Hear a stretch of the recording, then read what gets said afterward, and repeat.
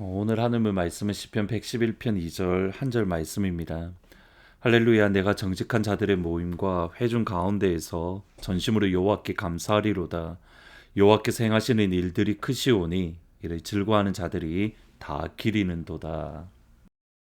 하나님을 찬양하는 것은 하나님께서 우리를 창조하신 하나님의 목적입니다. 하나님은 하나님을 향한 찬양을 다른 어떤 누구에게도 다른 무엇에게도 빼앗기지 않으십니다.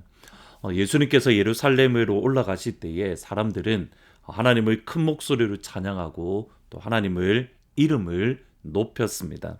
누가복음 19장 37절에 보시면 이미 감람산 내리막길로에 가까이 오심에 제자의 온 무리가 자기들이 본 바 모든 능한 일로 인하여 기뻐하며 큰 소리로 하나님을 찬양하여 이르되 찬송하리로다. 주의 이름으로 오시는 왕이여, 하늘에는 평화요 가장 높은 곳에는 영광이로다.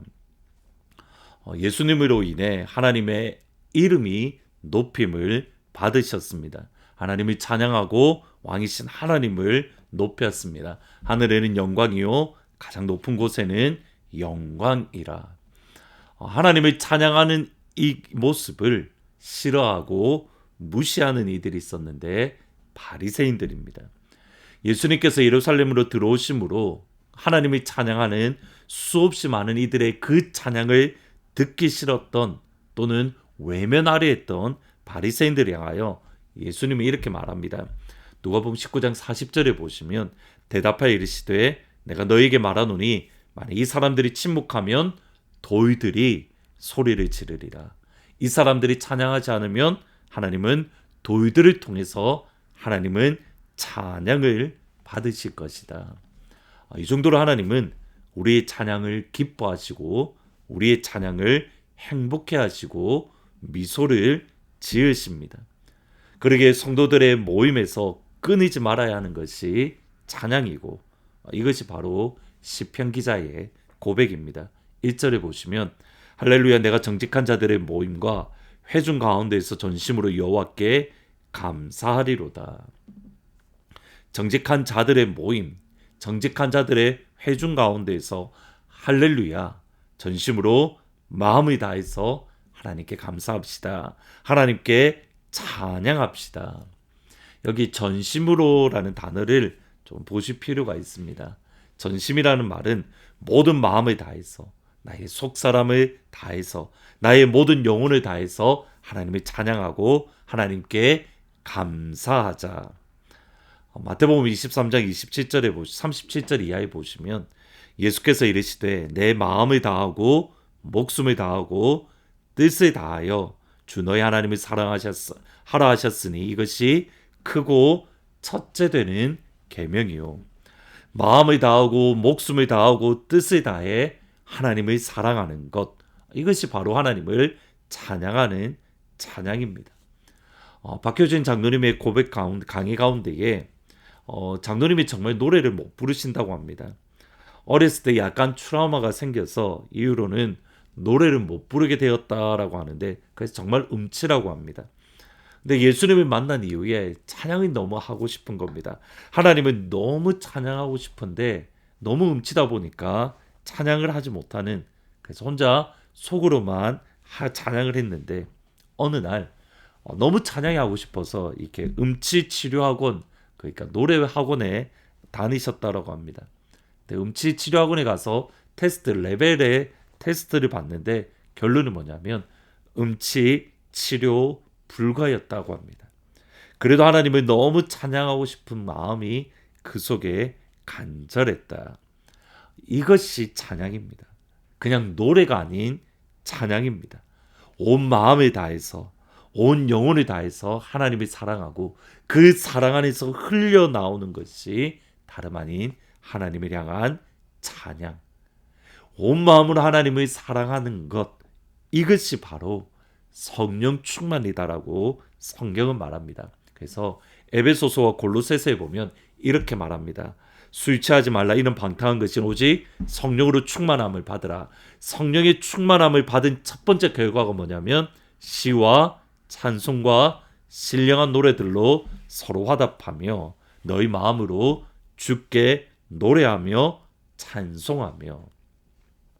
골로새서 3장 16절도 똑같습니다. 그리스도의 말씀이 너희 속에 풍성하여 모든 지혜로 피차 가르치며 권면하고 시와 찬송과 신령한 노래를 부르며 감사한 마음으로 하나님을 찬양하고. 은혜를 받으면 나도 모르게 찬양합니다. 길거리를 걸어가면서 흥얼거리는데 나도 모르게 큰 소리로 찬양합니다. 사람이 많은 곳이든 사람이 없는 곳이든 아무런 상관이 없습니다. 내 속에 하나님의 은혜가, 하나님의 성령의 충만함이, 하나님을 향한 사랑이 충만하면 나도 모르게 찬양이 흘러나오는 겁니다. 그러면 우리 삶 속에 하나님을 향한 찬양이 끊이지 않게 하는 한 방법은 무엇입니까? 그것이 2절입니다. 여호와께서 행하시는 이들이 크시오니 이를 즐거워하는 자들이 다 기르는도다. 하나님의 행하신 위대하고 큰 일을 기리는 것. 여기 기린다는 이 말은 어떤 일을 행하셨는지 깊이 알기 위해서 숨겨진 물건이나 어떤 사실을 수색하고 조사하듯이 샅샅이 찾아 뒤지는 것을 뜻합니다. 하나님께서 행하시는 위대한 일을 지금도 끊임없이 찾고 바라보고 연구하고 조사하는 것.